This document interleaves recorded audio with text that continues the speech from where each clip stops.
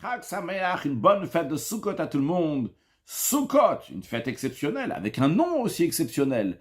La fête de Sukkot, par rapport à la Souka, cette cabane dans laquelle on va s'installer pendant les 7 jours. Cette cabane, donc il y a 3 murs, 4 murs, avec un srar, avec du végétal, dans lequel on mange et on fait tout ce qu'on fait en général à la maison. On va le faire pendant 7 jours dans la Souka. Mais à la fête de Sukkot, il n'y a pas que ça comme mitzvot. Il y a d'autres mitzvot, d'autres commandements aussi à faire à la fête de Sukkot. Par exemple, la mitzvah de prendre les 4 espèces, le loulav, une branche de palmier, le hétrog, un cédra, les hadassim, les feuilles de myrte, et les haravot, les feuilles de saule. Pourtant, ce qui a été choisi d'appeler la fête, ce n'est pas un nom qui ressemble à quelque chose des 4 espèces, mais particulièrement Sukkot.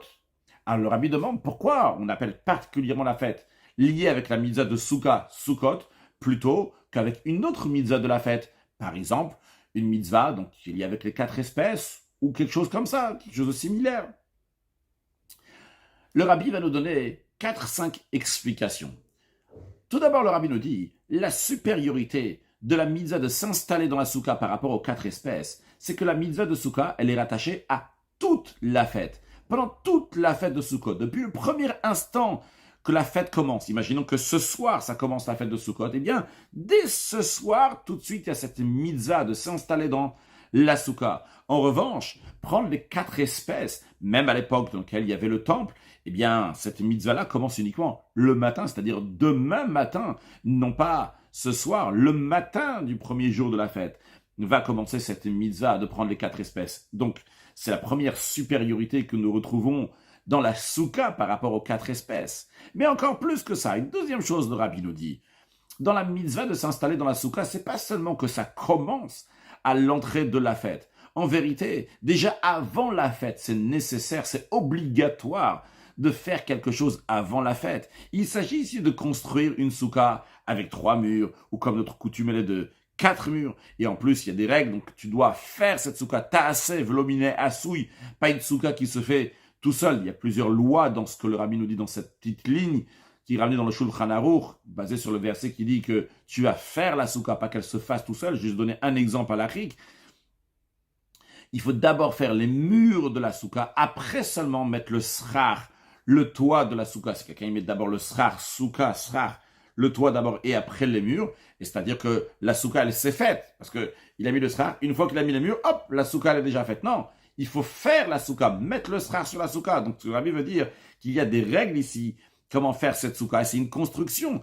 Et cette construction-là, on ne peut pas la faire pendant la fête de Yom Tov, même une fois que la fête, elle rentre ce soir. C'est obligé donc de la préparer avant la fête. Et pas seulement ça, le fait de construire la souka, il y a déjà une mitzvah qui se fait, bien que ce n'est pas la conclusion de la mitzvah. Avec la conclusion de la mitzvah, lorsqu'on va s'installer dans la souka, mais le fait même de construire la souka, c'est déjà donc une mitzvah. En revanche, dans les 4 espèces, il y a la possibilité que tout va être fait donc pendant la fête, que la personne va regrouper donc tout ce qu'il a, les espèces qu'il a, les mettre ensemble donc pendant la fête.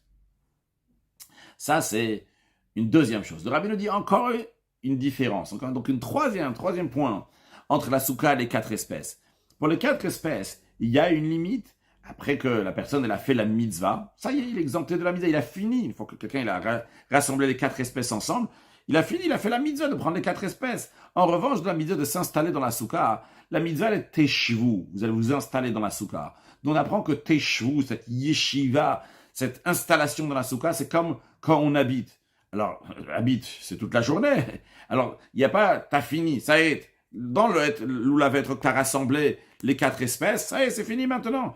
Mais s'installer dans la souka, c'est quelque chose qui continue pendant toute la fête. La mitzvah de s'installer dans la souka, elle commence depuis donc le début de la fête jusqu'à la fin de la fête. Donc, nous avons vu une raison qui, de manière plus détaillée, il y a 3 raisons, 3 supériorités donc dans la souka, bien que c'est la même idée, mais c'est 3 détails donc dans la souka. 1, nous avons vu que la mitzvah elle commence dès l'entrée de la fête. 2, on a vu que c'est déjà même avant la fête qu'il faut préparer la souka. Et 3e, on a vu qu'elle est en continu pendant toute la fête. Le rabbi continue à nous rajouter encore une qualité, que j'appellerais ça donc une 4e raison, supériorité dans la mitzvah de souka par rapport à tous les mitzvot. Et même par rapport aux 4 espèces. Donc, le rabbi ne va pas nous dire ici une qualité de la souka par rapport aux 4 espèces seulement, mais une qualité générale par rapport à toutes les mitzvot. C'est quoi? C'est que tous les mitzvot, tous les commandements de Dieu sont un certain détail, donc c'est un sujet bien précis. Et ils entourent la personne aussi à des sujets qui sont précis. Par exemple, telle mitzvah, elle est faite avec tel membre. Telle mitzvah, elle est faite avec un autre membre. Mais ça entoure pas la personne dans tout ce qu'il va faire. En revanche, la mitzvah de Souka, quand on dit de Teishu Kentadu, vous allez vous installer, c'est comme si vous avez habité là-bas, c'est dans tout ce que la personne est en train de faire. Cette personne-là, elle est occupée avec ses besoins matériels, ses besoins donc personnels, de sa vie personnelle. La même chose qu'il faisait il y a une semaine. Mais le fait maintenant qu'il est fait dans la souka, il fait une mitzvah. Et ça ne change pas qu'est-ce qu'il fait. N'importe quelle chose, avec sa main, avec son pied, avec sa tête. Tout la souka, elle l'entoure entièrement. Et le fait qu'elle l'entoure entièrement, eh bien, il n'y a pas de différence entre un membre et un autre membre. La souka l'entoure. Pas juste qu'elle l'entoure physiquement, évidemment qu'elle l'entoure physiquement. Mais elle l'entoure, c'est-à-dire que chaque chose qu'il va faire, chaque membre qui va bouger dans la souka pour faire quoi que ce soit, il est en train de faire une mitzvah. Pas spécialement quand il bouge, c'est moi qui ai dit quand il bouge. Mais en tout cas, l'idée, c'est que chaque instant qu'il est dans la souka, il est en train de faire une mitzvah. Donc ça, c'était encore une particularité par rapport à tous les mitzvot. Encore une chose, le rabbi nous dit, que j'appellerais même une 5e raison de supériorité de souka par rapport à l'oulav et etrog, donc une 2e supériorité par rapport à toutes les mitzvot. Nos sages disent que tout homme qui n'a pas de maison n'a pas le titre de Adam, d'un être humain en tant que Adam. C'est-à-dire qu'il lui manque cette perfection-là de Adam. Parce qu'un homme, un être humain, il a besoin d'un endroit pour s'installer, d'une maison pour s'installer. Alors, le rabbi nous dit, réfléchissons, quand quelqu'un il a une maison pour s'installer, cette qualité d'entendre que titre de Adam n'est pas seulement lorsqu'il est dans la maison. Même si la personne se trouve dans la rue, le fait même qu'il a une dira, il a une demeure où s'installer, le fait même qu'il a cette demeure-là, même s'il est ailleurs, très loin, eh bien c'est un Adam. Donc lorsque ça arrive la fête de Sukkot, quelle est la dira, quelle est la demeure de la personne? C'est quoi? La personne, c'est pas sa maison, maintenant c'est la souka. C'est la souka Teshuken Tadour, on habite dans la souka, comme quand on habite chez nous. Donc pendant vu s'il a la souka, donc pendant ces 7 jours-là, il a sa maison, donc cette souka-là, elle lui donne cette shleimut, cette perfection, donc de Adam. Donc même quand il n'est pas dans la souka, il est encore lié avec la souka, parce que maintenant c'est quoi sa dira, c'est quoi sa demeure? C'est la souka. Alors, tant qu'il a une souka, même quand il se trouve ailleurs, eh bien il a cette shleimut, cette perfection de Adam, donc la mitzvah de souka le poursuit. De la même manière que quelqu'un pendant l'année, le fait qu'il a une dira, il a une demeure, eh bien ça lui donne ce titre-là de Adam. Et bien pendant Sukkot, qu'est-ce qui lui donne cette perfection-là d'être Adam? C'est le fait qu'il a une souka, et même quand il n'est pas dans la souka, donc c'est quelque chose qui est extraordinaire dans la souka, qu'elle est toujours rattachée à la personne, même quand il n'est pas dans la souka. Donc, le rabbi rajoute encore donc 2 particularités dans la mitzvah de souka par rapport à tous les mitzvot. Un, que la mitzvah de souka n'est pas avec un membre particulier, mais tout ce que la personne a fait dans la souka, eh bien, il est en train d'être attaché à la mitzvah de souka. De 2, que la mitzvah de souka, c'est la demeure de la personne pendant ces 7 jours-là, et donc c'est la dira de la personne, c'est ça qui lui donne la perfection, qu'il est un Adam. Donc, et en tout, donc on a 5 supériorités de souka par rapport, même si on va dire par rapport au lulav et etrog, de manière plus précise, 3 supériorités de souka par rapport au lulav et etrog, et 2 supériorités de souka par rapport à tous les autres mitzvot. Maintenant, le rabbi nous dit que le mois de Tishri, c'est un mois général. Quand on dit un mois général, c'est qu'il donne des forces pour toute l'année.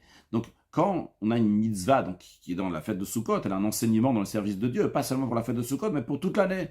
Quel est l'enseignement qu'on en tire de la mitzvah de Sukkot pour toute l'année? Eh bien, la réponse est la suivante. Un juif, il doit savoir, Bechol drachecha daeu, dans toutes tes voies, songe à lui, dans toutes tes voies, dans tous tes chemins, retrouve Hachem.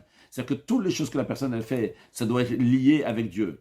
C'est-à-dire pas seulement lorsque la personne est en train d'étudier la Torah, ou il est en train de faire la prière, il doit servir Dieu. Même lorsqu'il est en contact avec les sujets profanes, il doit rattacher ces sujets profanes avec Dieu. D'où le juif, il prend la force pour faire ça, que même quand il est dans des sujets profanes, il va les rattacher à Dieu. Il prend ça de la souka. La mitzvah de souka, on nous dit, même quand quelqu'un est en train de dormir dans la souka, par cela, il est en train d'accomplir la volonté de Dieu. Il fait rien, il est en train de dormir. Pourtant, il est en train d'accomplir la mitzvah de Dieu. Et même lorsqu'il n'est pas du tout dans la souka, il est encore attaché à Dieu. Comme ça, on l'a dit tout à l'heure, que même qu'il n'est pas dans la souka, il est encore attaché avec la mitzvah de la souka. C'est-à-dire que même quand quelqu'un est en train de choses avec quelque chose d'ordinaire, il est toujours attaché avec une mitzvah.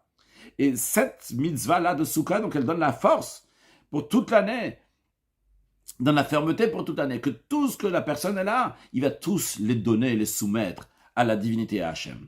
Et pour conclure, le Rabbi nous dit que la Gemara appelle la mitzvah de Souka une mitzvah kala, une mitzvah qui est facile.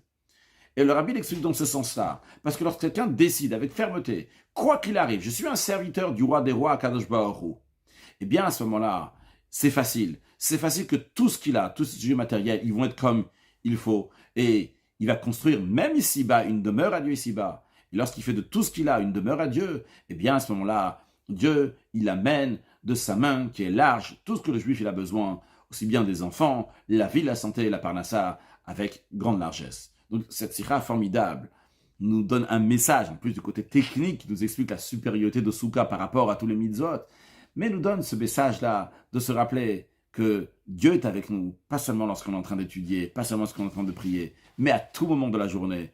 Et on a seulement une seule vie, une vie qui est toujours avec Dieu, pas deux vies, une vie d'études et de prière, et d'un autre côté, une vie de commerce et d'affaires, des choses matérielles. Une seule vie qui est toujours liée avec Dieu, ce qui est extraordinaire. On a toujours Hachem avec nous.